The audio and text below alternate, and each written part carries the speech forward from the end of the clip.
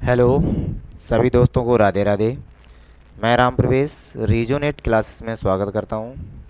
इस समय हम पढ़ा रहे हैं 12th एनसीईआरटी का केमिकल काइनेटिक्स में क्वेश्चन सीरीज चल रही है, जिसमें आज क्वेश्चन नंबर होगा आपका 20। तो चलिए क्वेश्चन 20 देखते हैं और सॉल्व कैसे करते हैं विधिवत वो भी देखते हैं। क्वेश्चन दिया है, for the decomposition of azo isopropane to hexane and nitrogen at 543 kelvin the following data are obtain, calculate the rate constant. तो देखो, पहली चीज़ बताएं, जो आपका एजो आइसोप्रोपेन है इसका डिकम्पोजिशन आपका फर्स्ट ऑर्डर रिएक्शन है, ठीक है। और फर्स्ट ऑर्डर रिएक्शन है तो फर्स्ट ऑर्डर रिएक्शन के हिसाब से आपको रेट कांस्टेंट कैलकुलेट करना है। तो जब रेट कांस्टेंट कैलकुलेट करते हैं तो फर्स्ट ऑर्डर रिएक्शन में हम लोग दो फॉर्मूले पढ़ते थे। शुरुआत में हमने ये बोला था कि अगर आपके पास कोई भी एक रिएक्शन है, कोई भी, उसके लिए जो रेट कांस्टेंट रहेगा फर्स्ट ऑर्डर के लिए वो होता था 2.303 divided by time log initial concentration, जिसको हम लोग बोलते थे R naught, divided by remaining concentration after time t. लेकिन कंडीशन यही थी कि अगर कोई डाटा हमारा कंसंट्रेशन में दिया तो कंसंट्रेशन में लेंगे, अगर प्रेशर में दिया होता था तो प्रेशर के लिए एक फॉर्मूला बना था। इसी में कोई ज़्यादा चेंज नहीं है, वो ये था कि 2.303 divided by time log initial pressure divided by pressure at time T. ये फॉर्मूला था, चाहिए लगा तो चाहिए, अगर कंसंट्रेशन दिया तो ये लगाओगे और प्रेशर में दिया तो ये लगाओगे। और इसी में फर्स्ट का हाफ लाइफ जो होता था फर्स्ट ऑर्डर रिएक्शन का 0.693 डिवाइडेड बाई के, ये आपका फर्स्ट ऑर्डर रिएक्शन होता था। जिसमें पूछा जाता है कि फर्स्ट ऑर्डर रिएक्शन में देखो इनिशियल कंसंट्रेशन दिया है, नहीं दिया, डायरेक्ट किस पे डिपेंड है, आपका रेट कांस्टेंट पे डिपेंड है। तो चलिए इस इक्वेशन को सॉल्व कैसे करते हैं, तो वो चीज़ हम लोग एक एक करके स्टेप बाय स्टेप सॉल्व करेंगे। तो हम यहाँ पे पूरा डायग्राम नहीं बना रहे, इसको बोलते हैं आइजो, मतलब एजो आइसोप्रोपेन। एजो मतलब देख लो, यहाँ पे जो नाइट्रोजन है वो अपना ग्रुप बना रहा है, उसके बाद यहाँ से बना है CH, तो एक CH2 CH3 इधर गए हैं और बाकी आपके दोनों अटैच हैं, ठीक है। तो चलिए सॉल्व करते हैं। हम पूरा स्ट्रक्चर ना बना के हम डायरेक्ट नाम लिखेंगे कि अगर हमारे पास देखो एजो आइसोप्रोपेन को हम ब्रेक करेंगे,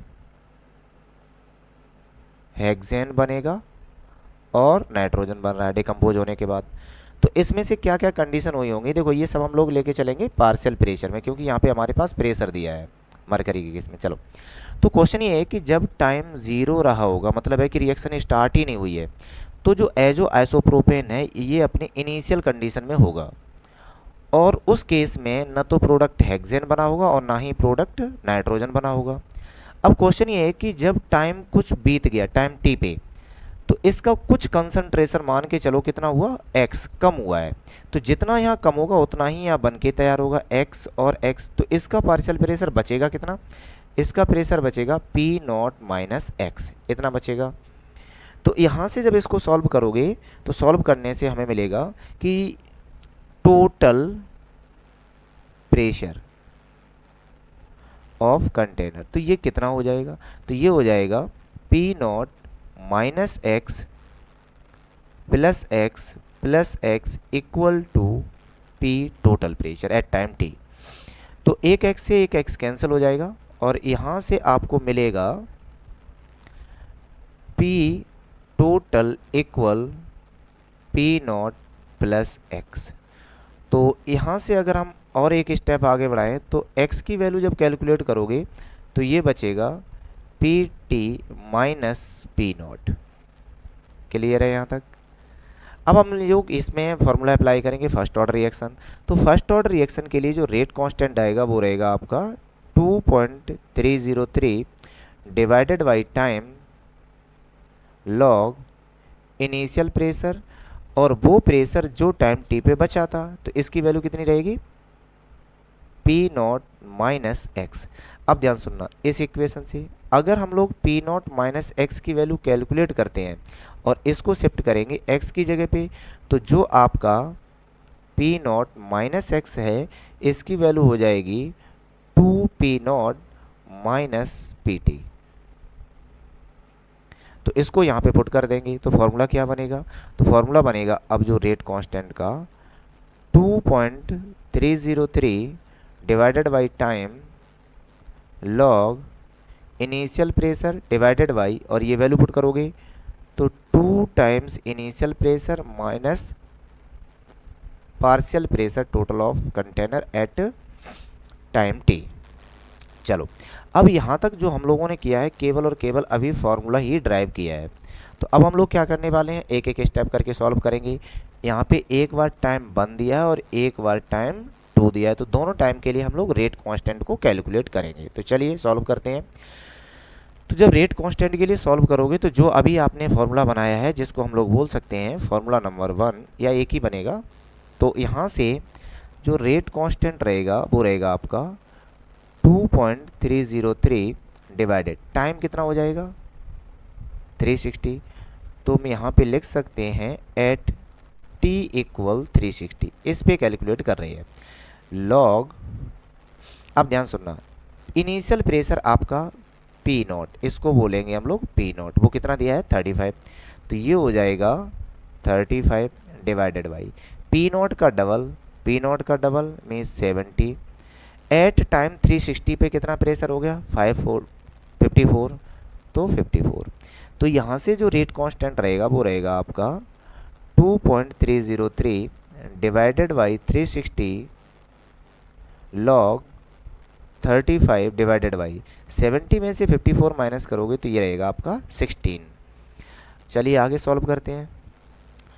तो 2.303 डिवाइडेड बाई 360 लॉग 35 को अगर हम लोग 16 से डिवाइड कर दें तो वैल्यू आएगी 2.1875।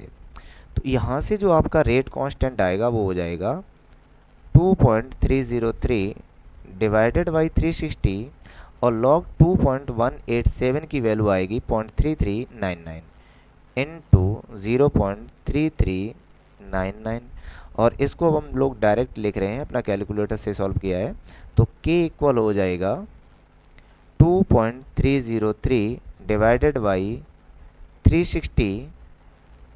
चलो अभी डायरेक्ट ही लिख रहे हैं, दो बार नहीं लिखेंगे। तो यहाँ से डायरेक्ट वैल्यू कितनी आएगी इसकी 2.17 into 10⁻³ second inverse. Second inverse इसलिए लगाया, ये फर्स्ट ऑर्डर रिएक्शन में जाता है इसलिए हमने लगा दिया है। अब इसी में एट टाइम 720 तो था, तो उस टाइम पे रेट कांस्टेंट क्या था ये भी कैलकुलेट करेंगे। तो जब ये कैलकुलेट करोगे तो हम डायरेक्ट वैल्यू पुट कर रहे हैं इसी इक्वेशन में, तो जो हमारा k है वो कितना रहेगा 2.303 डिवाइडेड बाई टाइम कितना है आपका 720 लॉग इनिशियल प्रेशर कितना है आपका 35 और इनिशियल प्रेशर का डबल माइनस फाइनल प्रेशर, तो इनिशियल का डबल करोगे तो 70 आएगा और ये हो जाएगा 63। तो जब रेट कांस्टेंट कैलकुलेट करोगे तो 2.303 डिवाइडेड बाई 720, अब यहाँ से बनेगा लॉग 35 डिवाइडेड बाई 7, तो जो रेट कांस्टेंट रहेगा वो हो जाएगा 2.303 720 और लॉग इसको डिवाइड करोगे 7 से जाएगा 5 टाइम्स, तो दैट इज लॉग 5, और लॉग 5 की वैल्यू होती है आपकी, लॉग 5 होता है आपका 0.6989, इतनी वैल्यू लर्न कर लोगे लॉग की। तो यहाँ से जब वैल्यू पुट करेंगे तो जो रेट कांस्टेंट है वो हो जाएगा 2.303 डिवाइडेड बाई 720 इंटू 0.6989। तो सेम उसी की तरह इसको भी डायरेक्ट कैलकुलेट करके लिखेंगे तो ये वैल्यू आपकी कितनी आएगी 2.23 इंटू 10⁻³ सेकेंड इनवर्स। तो यहाँ पे एक बार टाइम 360 पे रेट कांस्टेंट आया है 2.17 और एक बार 720 पे टाइम वो रेट कांस्टेंट आया 2.23 इंटू 10⁻³ तो अब अगर हम इसका एवरेज लें, ध्यान सुनना, तो इसके लिए हम लोग क्या कर रहे हैं, एवरेज